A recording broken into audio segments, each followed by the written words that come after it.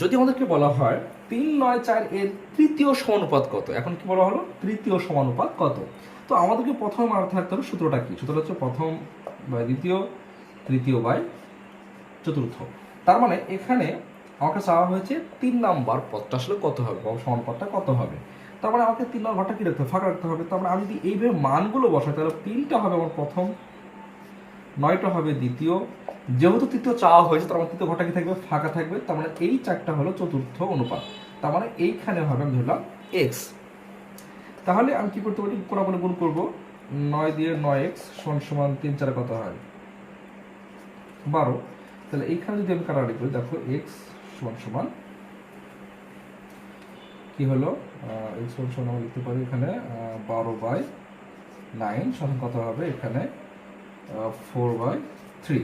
তাহলে আমার এইখানে এই ঘরটাতে কি মানে আসবে